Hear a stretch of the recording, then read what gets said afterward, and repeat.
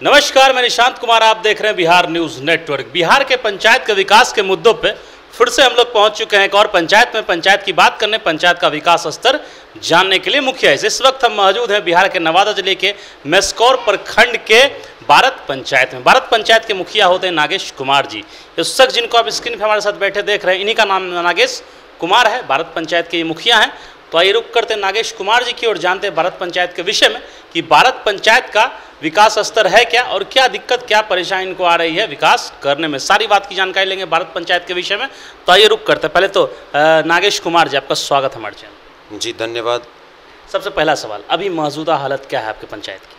Sir अभी तो मौजूदा हालत है, अभी तो आचार संहिता लगा हुआ है, तो अभी हम लोग ऑन गोइंग जो भी काम है वो स्टार्ट है, वो चल रहा है। नल जल योजना की कैसी स्थिति है? नल जल योजना की स्थिति ये है सर कि अभी मेरे यहाँ वार्ड नंबर 11, 12, 13, 14 जो है उसमें अभी जल नल चल नहीं रहा है। पीएचडी काम करती है? पीएचडी के संवेदक आते हैं, कभी कभी कंटिन्यू नहीं आते हैं। तो आपके हिसाब से पीआरडी के अंतर्गत थी ज़्यादा अच्छी थी या पीएचडी में चली गई तो ज़्यादा अच्छी है? ये पीआरडी के अंदर अगर थी ना तो ये बहुत अच्छी थी। किस तरीके से? ये इस तरीके से कि अगर हम लोगों के यहाँ लोकल में, जैसे हम लोगों को अगर किसी तरह का कॉल आता था तो उसका समस्या का समाधान तुरंत होता था। करते थे जी। और पीएचडी नहीं, पीएचडी के अधिकारी बात नहीं सुनते आप? नहीं सुनते, विलम्ब करते हैं आने में। विलम्ब करते। कितना विलम्ब करते हैं? जैसे आज अगर कॉल किए तो 3 दिन, 5 दिन, 8 दिन, 10 दिन ऐसे लेट होता है सर। तो इस तरीके से विलम्ब होते तो लोगों को समस्या होती है। बिल्कुल। इस पे आप क्या करते हैं? जैसे देखिए समस्या होता है तो कहीं ना कहीं हम लोगों को इन्वॉल्व होना पड़ता है उसमें, चूँकि वो नहीं जानता है कि पीएचडी को दिया हुआ है, वो जानता है कि वो मुखिया जी जानते हैं, मुखिया जी को ही दिया हुआ है। आपको किस तरीके से परेशानी होती?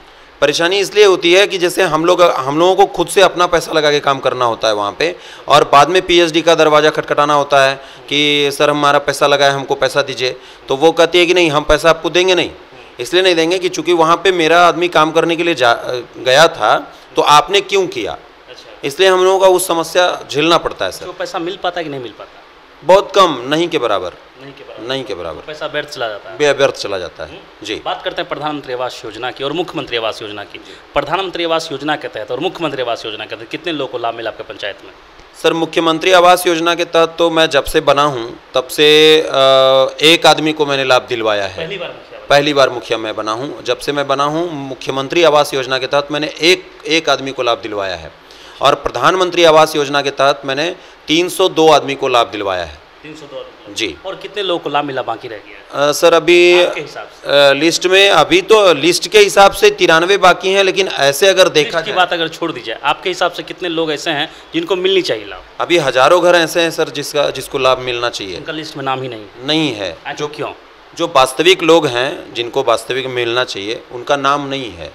जिनको नहीं मिलना चाहिए उनका है। जिनको नहीं मिलना चाहिए उनका है। आखिर उनका नाम कैसे चला गया? जैसे क्या है सर कि पिछले बार सर्वे हुआ था, हमारे पूर्व मुखिया थे, पूर्व मुखिया जी ने भ्रष्टाचार चरम सीमा पे है। पूर्व मुखिया जी ने सर्वे साथ में रह करके करवाया, और उसमें क्या गड़बड़ी हुआ सर, क्या नहीं हुआ तो ऑफिस का मामला है, वो तो हम विशेष नहीं जानते हैं। तो जो सर्वे किए, होता क्या है कि सर्वे होता है और उनका ट्रांसफ़र हो जाता है। जो आवास सहायक होते हैं वही सर्वे करते हैं, तो उसका फ़ोटो होता है, सर्वे होता है, सर्वे के बाद उसको मतलब कि हटा दिया जाता है ताकि वो कुछ भी गड़बड़ी हो तो उस पर नहीं आए। समझ गए ना? फिर कोई दूसरा आता है, तो दूसरा आता है तो वो अपने हिसाब से काम करता है, तो अपने हिसाब से काम करता है। उसमें क्या हुआ है कि जो वास्तविक में हैं लोग, उसमें हैं भी वास्तविक में हैं, वैसे 200 आदमी का नाम डिलीट हो चुका है। ऑटो डिलीट उसको बोला जा सकता है। कितने लोग का ऐसा नाम जिनको वास्तविक में ज़रूरत है? जैसे अभी वास्तविक में कम से कम तो सर यहाँ 500 लोग और हैं। कितने लोग का नाम आपने बताया कि लिस्ट में है? लिस्ट में अभी 93 आदमी का नाम है। जी। तो लाभान्वित कितने हो चुके हैं? लाभान्वित इसमें 302 आदमी हो चुके हैं। उसमें कितने लोग योग्य थे लेने लायक? उसमें सर लगभग लोग जो जितने नाम हैं उसमें योग्य ही हैं। कुछ हैं, मतलब 10-5 वैसे लोग हैं जो योग्य नहीं हैं, जिनको देखा जा सकता है बढ़िया से भी योग्य नहीं है। लेकिन अब वो हैं, उनको हम लोगों ने कंप्लेन बहुत बार किया भी है, तो ऊपर के जो पदाधिकारी हैं वो कुछ सुनने को तैयार नहीं है। उनका कहना है कि नाम एक बार आ गया तो हम कुछ नहीं कर सकते हैं। जो प्रखंड के पदाधिकारी हैं, तो इसलिए हम लोग नाराज़ हैं कि हम लोग फिर जब आप कुछ कर ही नहीं सकते हैं तो फिर हम लोग क्यों इसमें, क्या हम लोगों का इन्वॉल्वमेंट क्यों? फिर हम लोग नहीं इन्वॉल्व होंगे, क्या मतलब है फिर हम लोग? विकास का कार्य कुछ हो पाए कि नहीं हो पाए पंचायत में? देखिए इस योजना के तहत क्या क्या हुआ? देखिए 15वीं योजना और 6वीं योजना हम लोगों के पास, और स्वच्छता एक है, ठीक है ना, ऐसे मनरेगा भी है। तो सर जब से हम आए हैं पोस्ट पे तब से मनरेगा तो लगभग कुछ न कुछ काम हुआ है, ज़्यादा नहीं लेकिन कुछ न कुछ हुआ है।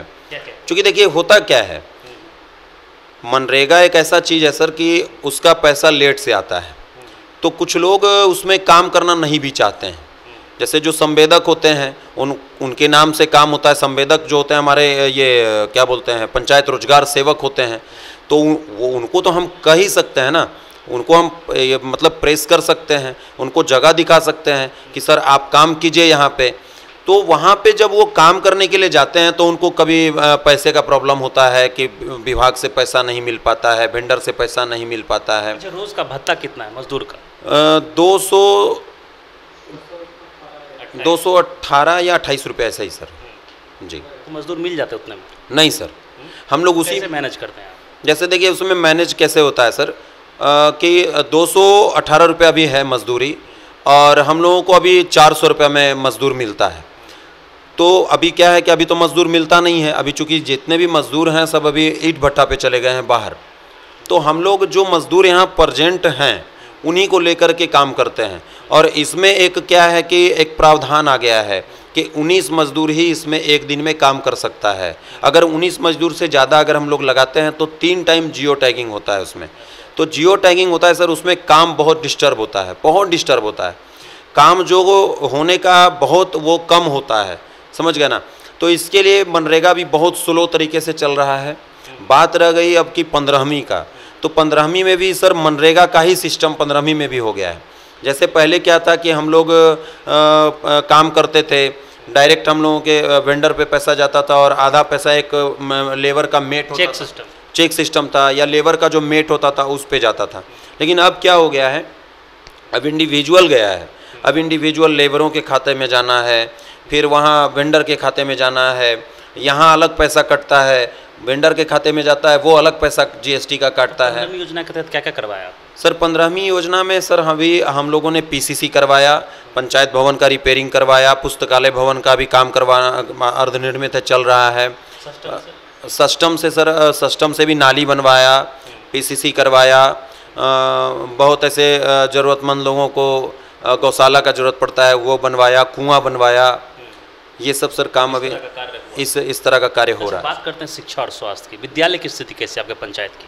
विद्यालय की स्थिति जब से हमारे के पाठक सर आए हैं तब से विद्यालय का स्थिति बहुत अच्छा हो गया है। के पाठक का जब से डंडा चला है सर, के पाठक तो मतलब कि समझिए कि हिला दिए हैं वो। हम लोगों को ज़रूरत नहीं पड़ता है बस स्कूल जाने का। पहले शिक्षक समय से नहीं आते थे। पहले शिक्षक समय से नहीं आते थे, हम लोगों को स्कूल जाके विजिट करना पड़ता था, शिक्षकों को कहना पड़ता था।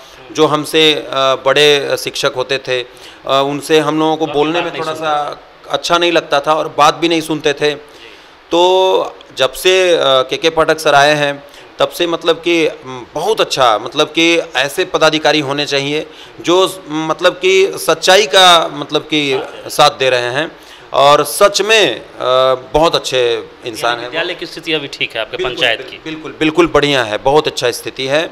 और बच्चे भी जाते हैं लगातार? बच्चे भी लगातार जाते हैं। एमडीएम भी सुधर गया है, बीच में एमडीएम भी ठीक नहीं था। एमडीएम का देखिए होता क्या था कि 500 बच्चे का लिस्ट है, 400 बच्चे गए, 500 बच्चे के नाम पे अटेंडेंस बन गया, सब कुछ हो गया, 500 बच्चे का पैसा आ गया, तो उसमें उन लोगों को धांधली होती थी। लेकिन अभी क्या है कि अगर 120 बच्चे उपलब्ध हैं तो 120 बच्चे का ही वहाँ पे अटेंडेंस बनेगा और उसका ये होगा। चूँकि अब सब स्तर से विजिट हो रहा है, हमारे प्रखंड विकास पदाधिकारी आ रहे हैं, प्रखंड शिक्षा पदाधिकारी आ रहे हैं, हम लोगों के द्वारा मतलब विजिट किया जा रहा है, जिला से जिला पदाधिकारी भी कभी कभी आ जाते हैं। तो ये अच्छा है, शिक्षा पे बहुत अच्छा कमांड हुआ है। और जी। बात करते हैं उप स्वास्थ्य केंद्र की, कैसी स्थिति है आपके पंचायत? जी, मेरे यहाँ भी उप स्वास्थ्य केंद्र भी बहुत अच्छा चल रहा है। पहले स्टाफ समय से आते हैं? सारे स्टाफ समय से आते हैं। क्या कमी है वहाँ? जैसे कोरोना काल के बाद से हम बात करते हैं सर कि कोरोना काल के पहले तो स्टाफ भी नहीं आते थे, महीना में आए नहीं भी आए कोई फ़र्क नहीं पड़ता था। लेकिन कोरोना काल के बाद से हम देख रहे हैं और जब से हम पोस्ट पे आए हैं, पद पे आए हैं सर, हम ये हमारा ये 2 साल 3रा महीना या 4था महीना ऐसे ही जा रहा होगा सर। तो अभी जब से हम आए हैं पद पे तब से निरंतर हम मतलब कि विजिट करते हैं, स्वास्थ्य केंद्र के ये टच में हैं। तो क्या है कि अभी उप स्वास्थ्य केंद्र में CHO भी आ रहे हैं समय से, जितने भी मतलब कि महिला स्टाफ हैं वो आ रहे हैं सही समय पे, टीकाकरण हो रहा है, सब कुछ मतलब ढंग से चल रहा है, किसी तरह का कोई दिक्कत नहीं है। अच्छा, मुखिया का अधिकार को लेके क्या कहना चाहेंगे आप? सर देखिए, मुखिया का जो अधिकार है सर, उसको तो सरकार ने बहुत जीरो कर दिया है। किस प्रकार से? जो एक अधिकार पूर्व में ऐसा सुना करते थे, हमारे पूर्व के बहुत सारे मुखिया जी थे, उनका एक लेवल होता था, उनका एक अधिकार होता था कि किसी चीज़ को अगर कह दिया जाता था, किसी पदाधिकारी को अगर जिक्र कर दिया जाता था किसी चीज़, तो मान्य होता था कि नहीं मुखिया जी ने बोला है तो मान्य है वो चीज़।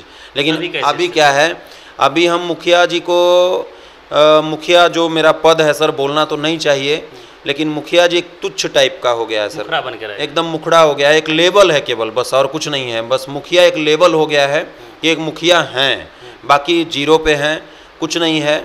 और है क्या कि जो इनको एक सम्मानजनक एक वेतन जो मिलना चाहिए था, एक भत्ता मिलना चाहिए था, वो भी नहीं है।